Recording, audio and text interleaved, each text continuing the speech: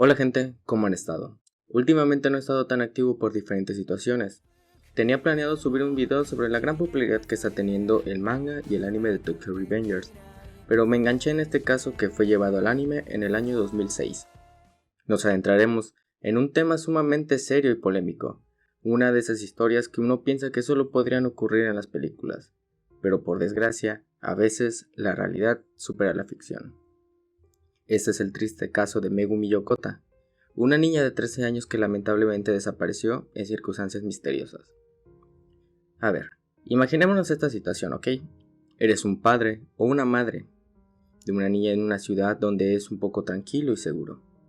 Desayunas con ella, te despides y ella se va a la escuela como todos los días.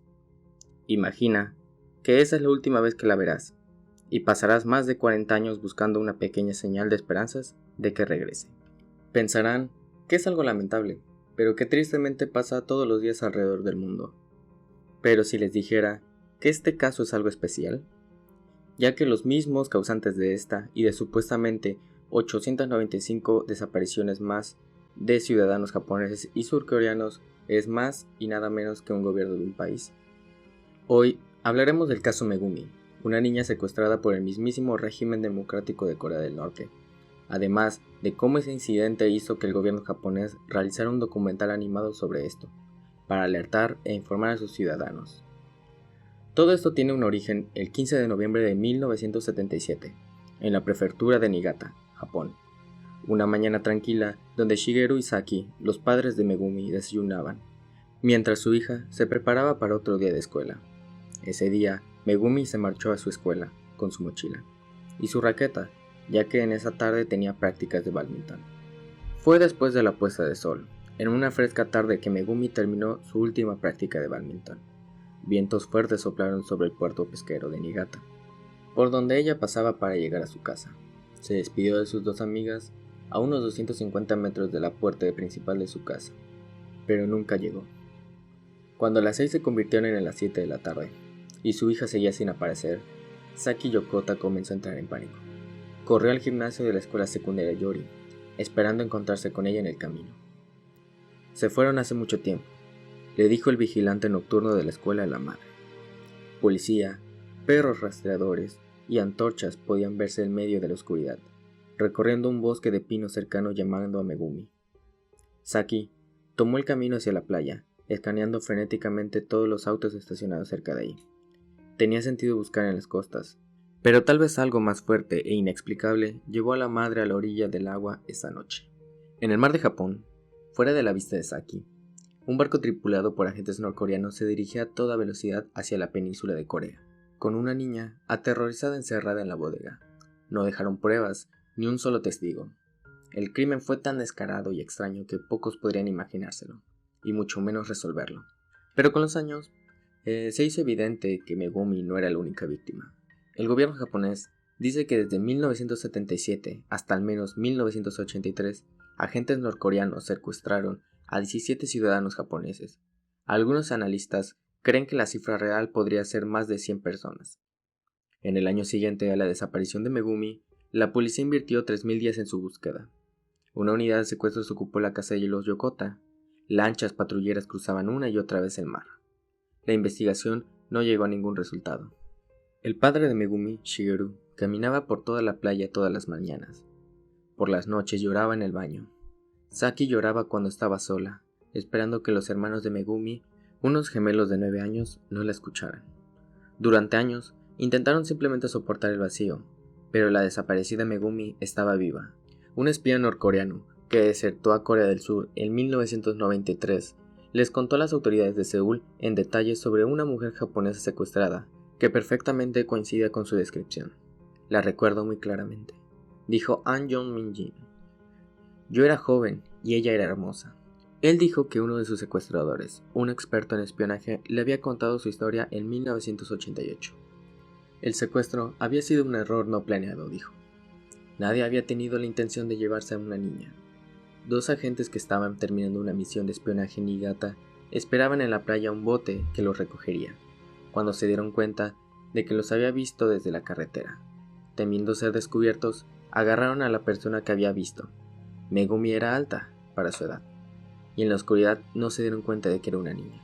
Megumi llegó a Corea del Norte después de 40 horas encerradas en una bodega a oscuras, dijo Anne, con las uñas desgarradas y ensangrentadas por tratar de escapar.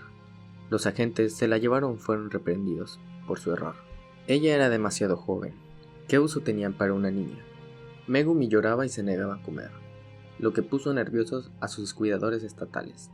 Para tranquilizarla, le prometieron que si trabajaba duro y aprendía coreano con fluidez, le permitirían volver a su casa. Una mentira para engañar a una niña devastada. Sus captores nunca tuvieron la intención de hacerlo. En cambio, Corea del Norte obligaría a Megumi a trabajar como entrenadora de espías, enseñando comportamiento e idioma japonés en una escuela de élite para espías. Una vez que esto sucediera, sería extraordinario para el país, pero el secuestro fallido sentó una especie de precedente en Corea del Norte. El futuro líder del país, Kim Jong-il, entonces jefe de los servicios de inteligencia, quería expandir su programa de espionaje. Los extranjeros secuestrados no solo serían útiles como maestros, ellos mismos podrían ser espías, o Pyongyang podría robar sus identidades para pasaportes falsos. Podían casarse con otros extranjeros, algo prohibido para los norcoreanos, y sus hijos podrían servir para el régimen. Las playas de Japón estaban llenas de gente en común, listas para ser secuestradas, que no tendrían ninguna posibilidad contra agentes altamente entrenados. La gente piensa que no recuerdo mucho a mi hermana, pero la recuerdo claramente, a pesar de que estaba en tercer año o cuarto grado de escuela primaria. Cuando el hermano menor de Megumi, Takuya Yokota, y su gemelo Tetsuya tenían 9 años, la policía que buscaba a Megumi les mostró videos de artes marciales, incitándolos a que no sean golpeados, sean fuertes. Todos los días, por 43 años, él ha tratado de seguir ese consejo. Ahora, con 52 años, está sentado con su traje de negocios y sostiene una copia de una postal que le envió su hermana antes de su secuestro. Al final, ella escribió: «Estaré en casa pronto. Por favor, espérame». Ella era muy conservadora, muy activa y brillante, dice. Ella era como una flor para nuestra familia. Sin ella, en las comidas, la conversación era limitada. El ambiente se volvió muy oscuro. Estaba muy preocupado, pero de alguna manera me iba a la cama y me levantaba por las mañanas todos los días para descubrir que ella había desaparecido. Me levantaba y todavía no podía encontrarla. Durante las 2 primeras décadas tras la desaparición de Megumi, los Yokota no tuvieron más que un caso sin resolver y su propia necesidad desesperada de comprender lo que había sucedido. Intentaron adivinar cómo podría estar envejeciendo. Ella había sido alta a los 13 años. ¿Lo sería todavía? ¿Seguiría conservando los hoyuelos de su infancia? Una sombra se cernía sobre cada pregunta. No tenía ni idea de si había sobrevivido esa última noche de noviembre. En las ciudades costeras, a finales de la década de 1970, crecían los rumores. Los lugareños hablaban de extrañas señales de radio y luces de barcos desconocidos, o paquetes de cigarros coreanos tirados en la costa.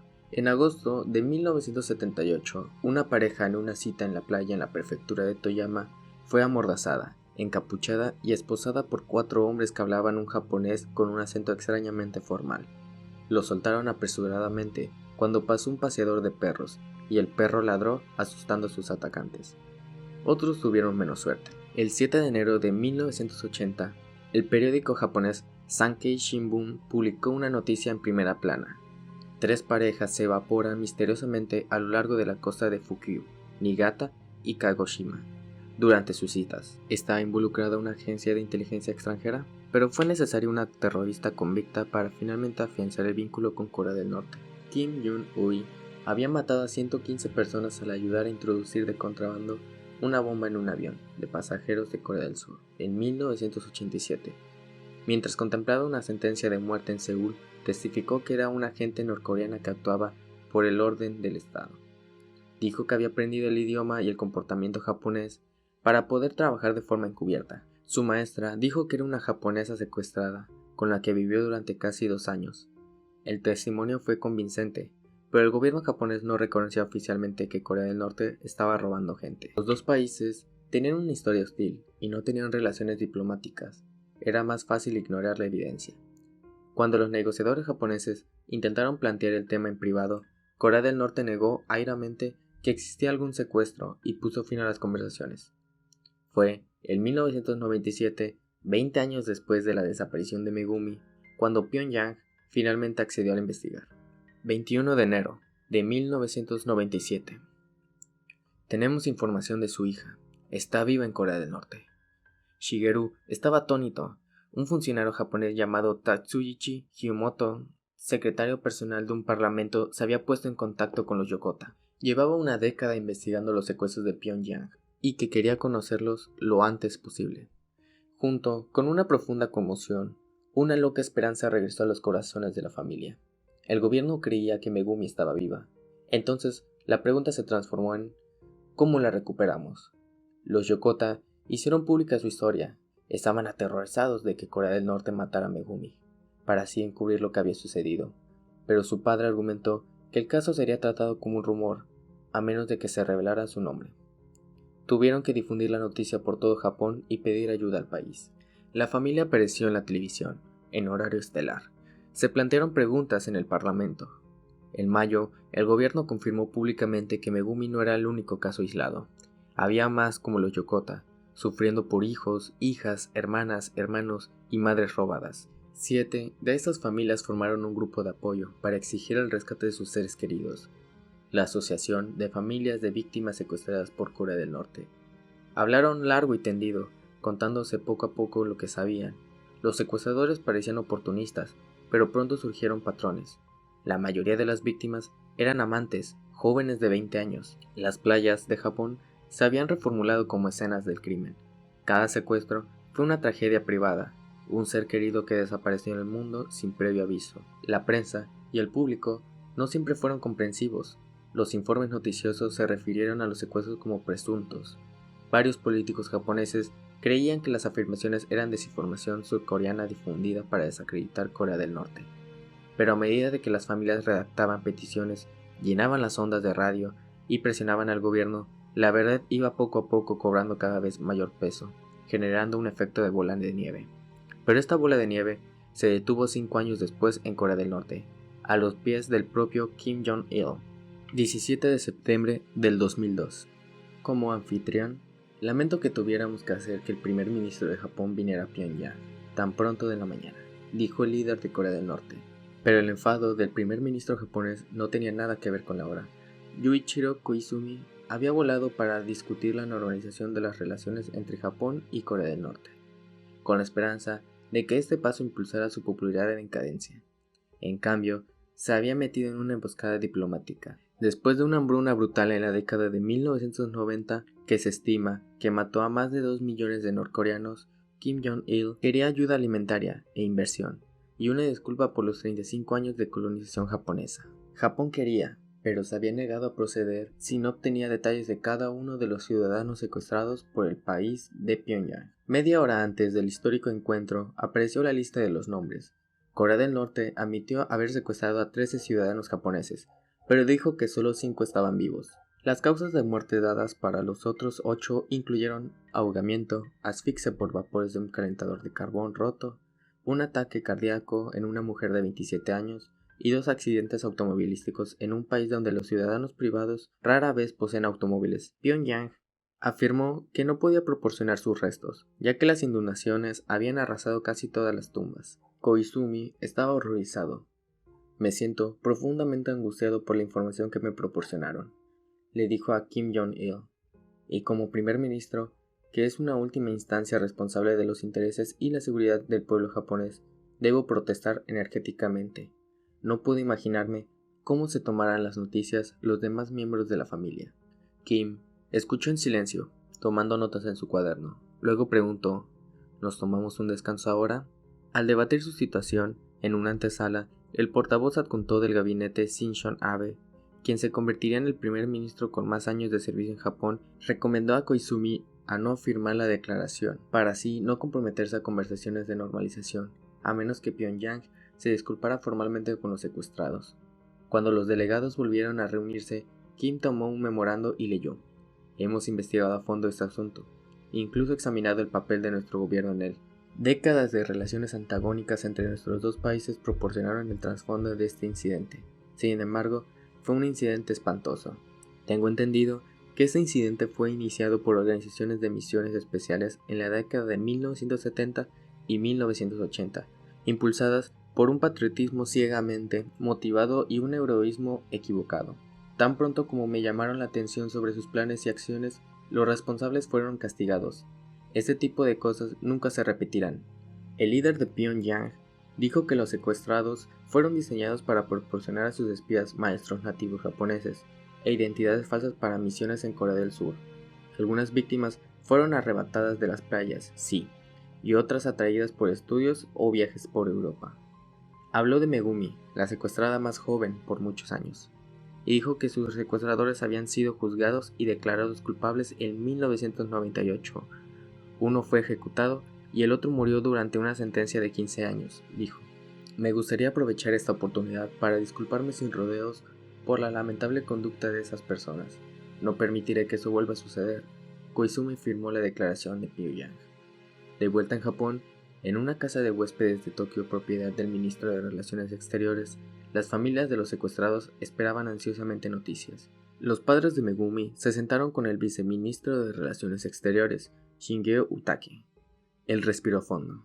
Lamento informarles que Corea del Norte dice que Megumi Yokota se ahorcó en un bosque de pinos el 13 de abril de 1994, en los terrenos de un hospital psiquiátrico en Pyongyang, donde estaba siendo tratada por depresión. Esta es su segunda fecha de muerte. Inicialmente afirmaron que había muerto el 13 de marzo de 1993, antes de declarar que había sido un error. Como evidencia, Pyongyang produjo lo que dijo que era un registro de muerte de un hospital. Era un formulario con las palabras registro de pacientes que ingresan y salen del hospital, en la parte posterior.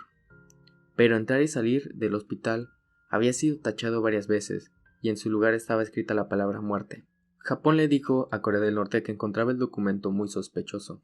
Mientras tanto, otra mujer japonesa secuestrada, Fuki Chimura, dijo más tarde que Megumi se había mudado a la casa de al lado de ella y su esposo en Corea del Norte en junio de 1994, 2 meses después de la supuesta muerte de Megumi, y vivió ahí durante varios meses. La familia Yokota no cree que Megumi se haya suicidado. Aún así, Saki encuentra escalofriante los detalles de la historia de Pyongyang. En Niigata teníamos bosques de pinos, le dijo al Washington Post en 2002. Estoy segura de que los extrañaba. Estoy segura de que estaba muy sola. Por un minuto pensé que tal vez nos extrañaba tanto y no podía volver, y que en un instante ella se quitó la vida. Lloré, pero al minuto siguiente dije que no, que eso no pudo haber sucedido. No quiero que haya sucedido. No quiero que ella haya pasado por eso. 2 años después de declarar la muerte a Megumi, Pyongyang entregó lo que dijo que eran sus cenizas. Llegaron el 27 aniversario de su secuestro. Sus padres habían conservado un cordón umbilical de su hija cuando nació, una tradición japonesa, y realizaron pruebas de ADN. Las muestras no coincidían. El científico que analizó las cenizas diría más tarde que podría haber sido contaminadas, por lo que el resultado no era concluyente. Pero en Corea del Norte, en otras ocasiones habían entregado restos dudosos. Ya habían enviado huesos que, según afirmaban, eran de los secuestrados Kaoru Matsuki, un hombre que dijo que había muerto a los 42 años. Incluían un fragmento de mandíbula que, según un experto dental, pertenecía a una mujer de unos 70 años. El hermano de Megumi, Takuya Yokota, todavía tenía 30 años cuando sintió que el manto se posaba sobre sus hombros. Cuando fui a Estados Unidos para ver al presidente Bush en 2006, descubrí que mis padres ancianos tenían problemas para pasar mucho tiempo en un avión, dice. Y en Japón también. Si íbamos a algún lugar lejos de Tokio, ellos también tenían problemas para viajar. En ese momento entendí que mis padres ya no podrían ir a lugares lejanos. Solo 2 de los padres de las víctimas siguen con vida, Saki, la más joven, cumpliendo 85 años en febrero. El padre de Megumi, Shigeru, de voz suave pero firme, murió el 5 de junio de 2020, ingresó al hospital el 8 de abril de 2018 y luchó todos los días para mantenerse con vida un poco más, con la foto de su querida hija junto a su cama. El padre de Megumi soñaba con llevarla al Roppongi, el luminoso y vivaz distrito de entretenimiento de Tokio, pero las oraciones de su madre van juntas a un campo donde pueden acostarse mirando al cielo, sin nadie alrededor, y simplemente pasar el tiempo tranquila y pacíficamente. Saki le escribe cartas abiertas a su hija, con la esperanza de que las palabras le lleguen de alguna manera. Una parte de ellas, publicadas por Japan Forward el año pasado antes del fallecimiento de su marido, dicen: Querida Megumi, sé que puede parecer un poco extraño que me acerque a ti casualmente. ¿Estás bien? He hecho todo lo posible para vivir una vida plena, pero siento que mi cuerpo se debilita y cada día es un poco más difícil. Cuando veo a tu padre en el hospital haciendo desesperadamente sus ejercicios de rehabilitación, me invade una urgencia de encontrar la forma de que él te vea. Esta es la realidad del envejecimiento. No solo somos tu padre y yo. Puede que estemos lidiando con el envejecimiento, la enfermedad y el cansancio, pero las familias de todas las víctimas en Corea del Norte siguen anhelando ver a sus seres queridos de regreso en su país de origen y sostenerlos en sus brazos. No nos queda mucho tiempo, hemos luchado mucho y muy duro con nuestro corazón y alma, pero no podemos aguantar mucho más. Quiero celebrar mi próximo cumpleaños contigo. Solo la nación de Japón, el gobierno, puede hacer que esto suceda, pero a veces me abruma una sensación de malestar, y me preocupa que nuestros esfuerzos sean inútiles cuando veo lo que está pasando en nuestro gobierno. Dudo que tengan la voluntad de resolver este problema y encontrar una manera de traer a las víctimas a casa. De alguna manera, me las he arreglado para sobrevivir a esta tormenta. Estoy agradecido de que ustedes también hayan sobrevivido, apoyados por un poder mayor. No estamos solos, por eso hoy rezo de nuevo mientras pienso en todos ustedes. Se necesitará más esfuerzo que nunca para traer todas las víctimas de regreso a Japón. Por supuesto, Japón debe defenderse, pero también necesitamos coraje, amor y rectitud de todo el mundo. Aquellos de ustedes que lean mi carta, tomen su momento para recordar en sus corazones a los secuestrados que aún están atrapados en Corea del Norte. Por favor, habla en nombre de ellos. Querida Megumi, seguiré luchando para traerte de vuelta a casa conmigo. Tu padre y tus hermanos Tatsuya y Yokota. Mi determinación permanece inquebrantable, incluso a los 84 años, así que por favor cuídate y nunca pierdas la esperanza. Como pudimos escuchar en este caso, quedará marcado en la historia de Japón. Muchos jóvenes no lograron volver con sus familias. Ha pasado el tiempo y la llama de la vida de sus familiares poco a poco se van apagando. Pero hay que dejar en claro algo: es inhumano los actos realizados por el gobierno, que solo piensan en beneficios. Tristemente tuvo que pasar algo de esta magnitud para que haya una repercusión a nivel mundial. Tanto como diferentes países y organizaciones han tomado cartas en el asunto y de igual forma han ayudado para poder obtener una respuesta de Corea del Norte. En el 2008, el gobierno japonés anunció que se creará una adaptación de anime a partir del manga. La serie será doblada al japonés, coreano, chino, inglés y ruso. Además hay versiones dobladas al japonés con subtítulos en francés, italiano y español. El gobierno autorizó una versión descargable gratuita, así como un lanzamiento en DVD, dirigido por Hidetoshi Omori, producido por Hashime Hashimoto, Koji Tsunematsu y escrito por Hideki Mitsui y realizado por el estudio Trans Artes. Este anime con duración de un capítulo de 25 minutos narra lo que hemos comentado en este video. Bueno, pues han pasado más de 40 años desde la desaparición de Megumi.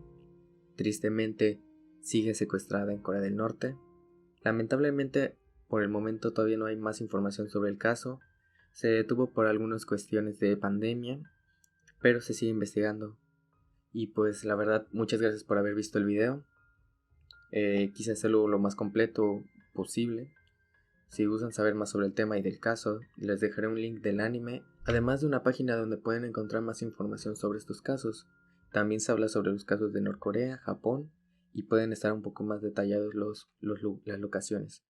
Pues espero que les haya gustado. Sin más me despido y muchas gracias por haber visto este video. Ya saben, denle like, suscríbanse, comenten lo que quieran pues que narre próximamente y hasta la próxima. Chao.